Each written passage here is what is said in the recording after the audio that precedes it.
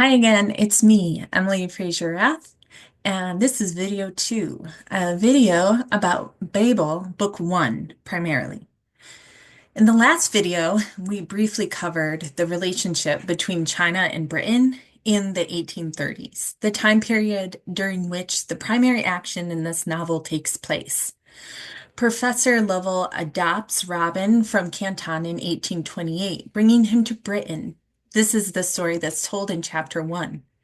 In chapter 2, Kuang tells us the story of Robin's life in Hampstead, England, which is an old part of London, northwest of the center of the city, where he lives and studies for the next 6 years, isolated almost completely from people his age and people who look like him. Chapter 3 is all about his first days at Oxford with his new friend Rami, a man taken from India, with whom he instantly connects. Chapter 4 concludes Book 1, introducing us to the full cohort composed of Robin, Rami, Victoire, a Haitian-born black woman who grew up in France, and Letty, the daughter of a British admiral. She's a white woman from old money. It also introduces us to the Royal Academy of Translation, the Tower of Babel, in 1836. The remainder of the novel covers the next 4 years, bringing us up to 1840, the year before Britain's colonization of Hong Kong in reality, and 2 years prior to the Treaty of Nanjing, marking the end of China's freedom to dictate the terms by which they would trade with foreign nations. China no longer had a unilateral say in their trading practices after this. At stake at the end of the novel, then, and as I spoke about in the first video, the reason why a historical fiction novel that has fantastical elements begins with an author's note about how the author has remained true to some parts of history while departing from others is the British colonization of China following the First Opium War of 1839 to 1842. This history matters to the book. That we established in the first video. But why? Why would you write a quote, arcane history about this particular time and place today? In other words, we know the relationship between the book and the real history that informs it is important. Again, see video 1. But why? Maybe even a broader question to consider today is what is the point of historical fiction? So let's dig into the text, shall we? Very good. Professor Lovell picked up a volume off the shelf behind him and slid it across the table. I suppose you haven't seen this one before. The boy glanced at the title, The Wealth of Nations by Adam Smith. He shook his head. I'm sorry. No. That's fine. The professor opened the book to a page in the middle and pointed. Read out loud for me. Start here. Robin stutters through the following passage from the book. Quote, the particular advantage which each colonizing country derives from the colonies which particularly belong to it are of two different kinds. First, those common advantages which every empire derives from the provinces subjects to its dam. But Lovell interrupts him abruptly. That's enough. Robin had no idea what he'd just read. Sir, what does... No, that's all right, said the professor. I hardly expect you to understand international economics. And that's that. The extended passage in The Wealth of Nations, if we read the full thing, outlines two advantages that a colonizing country could derive from its colonies. If we just read a bit further, namely, these advantages are the increase of enjoyments and the augmentation of the colonizing country's industry. So, how is colonization or the lead up to colonization working for Britain in this novel? At the beginning of chapter 2 in Babel, we get this description of London as Robin arrives. The city is pulsating with growth and industry. We're told, quote, the scales had not yet tipped, and the revels for now could be sustained. Opulence abounds. Quote, silver lining, the canals made the water fresher and clearer than any river like the Thames had a right to be. Silver in the gutters disguised the stink of rain, sludge, and sewage with the scent of invisible roses. Silver in the clock towers made the bells chime for miles and miles, further than they should have. We even see the abundance, the excess, when Robin is overwhelmed with choosing from several bolts of cloth when he's being fitted for a suit, as Professor Lovell is, quote, making him into an Englishman and assimilating him into British society. Mrs. Piper's dining room table, quote, which seemed ridiculously large for just the two of them, was piled with pitchers of milk, white rolls of bread, roast carrots and potatoes, gravy, something still simmering in a silver gilded tureen, and what looked like an entire glazed chicken. You get the idea. Britain was enjoying its enjoyments. So Kuang could have chosen any book in the universe or some book that she just made up to have Robin read from in this moment. So why The Wealth of Nations? Adam Smith, again the author of said book, was a Scottish economist. He first published, and this is a long title, and we just shorten it to A Wealth of Nations. But the full title is An Inquiry into the Nature and Causes of the Wealth of Nations in March 1776, with subsequent versions appearing in 78, 1784, 86, and 89. At the very beginning of what would become known as the Industrial Revolution. It's a very important text in classical economic thought. At the time, however, the book was the first to introduce concepts like free trade and free markets, the division of labor, and the economic principle of productivity. Smith argued against regulation and mercantilist relations between nations, instead describing and then advocating for the laws of supply and demand, so the free market to prevail. Adam Smith, is the original invisible hand guy. In our very first footnote from Kuang, of many that will appear throughout the book, we're told, quote, in Book 4, Chapter 7 of The Wealth of Nations, Adam Smith argues against colonialism on the grounds that the defense of colonies is a drain on resources and that the economic gains of the monopolistic colonial trade are an illusion. Smith was indeed very critical of colonialism for the pure fact that, although colonial and imperial endeavor established monopolies for businessmen doing business in the colonies that were quite advantageous to them, Brits in general were not benefiting from this relationship. And in fact, the costs needed to defend the colonies were a drain on the average Brit. Quote, this view was not widely shared at the time, Kuang tells us at the end of the inaugural footnote. Indeed, on page 616, it's a very long book, of The Wealth of Nations, Smith writes, quote, Great Britain should voluntarily give up all authority over her colonies and leave them to elect their own magistrates, to enact their laws, and to make peace and war as they might think proper, end quote.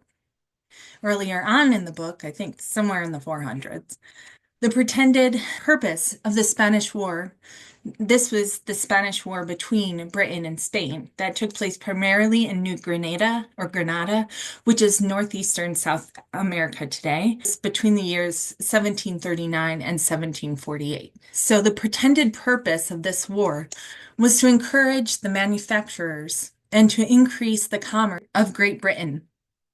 But its real effect has been to raise the rate of mercantile profit. Later on, he says, under the present system of management, therefore, Great Britain derives nothing but loss from the dominion which she assumes over her colonies, end quote.